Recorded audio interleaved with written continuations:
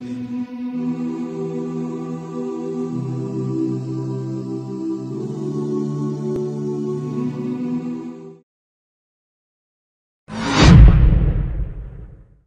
آباد میں داعش کے جھنڈے یا سازش۔ 24 ستمبر 2017 کو وفاقی دارالحکومت اسلام آباد میں صبح سویرے کالعدم شدت پسند تنظیم داعش یعنی دولت الاسلامیہ فی العراق و شام کے جھنڈے لہرائے جانے کی خبریں آئیں۔ میڈیا ذرائع کے مطابق یہ جھنڈے اسلام آباد کی مرکزی شاہراہ ایکسپریس وے پر لگائے گئے تھے۔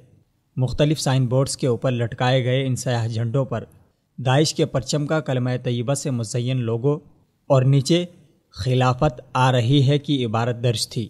سب سے پہلے یہ خبر ایک نجی ٹی وی چینل نے بریک کی۔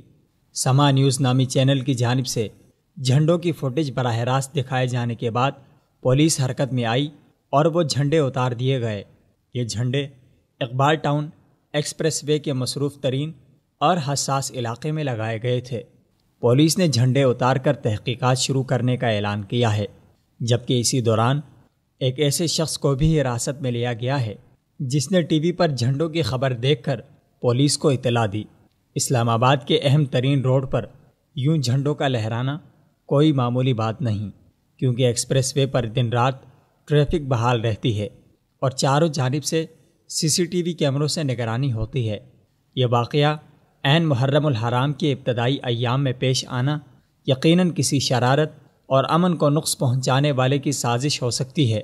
داعش کی پاکستان میں موجودگی کے حوالے سے وزارت داخلہ، ISPR اور دیگر سیکیورٹی ادارے بارہا کہہ چکے ہیں کہ پاکستان میں داعش کا کوئی سٹرکچر ہی موجود نہیں، لیکن اس کے باوجود یہ جھنڈے وزیرستان، محمد ایجنسی یا خیبر ایجنسی کے کسی پہاڑ پر نہیں بلکہ وفاقی دارالحکومت کی مرکزی شاہراہ پر لگائے گئے۔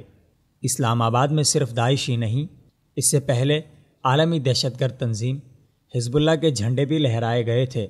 یاد رہے کہ پاکستان میں داعش اور حزب اللہ سمیت ان کی ہمنوا مسلح عسکری تنظیموں کو بھی کالعدم قرار دیا گیا ہے۔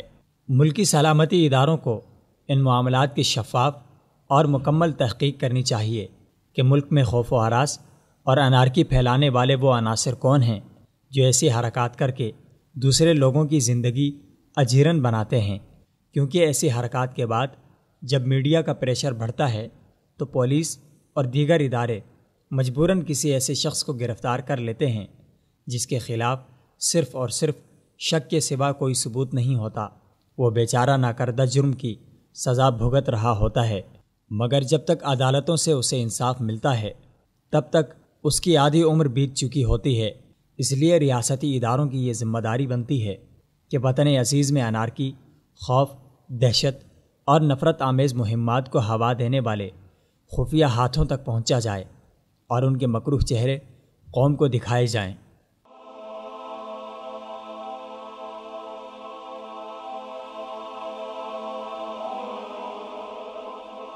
ایمان کی کرن، ہدایت کی شمع، وصال اردو۔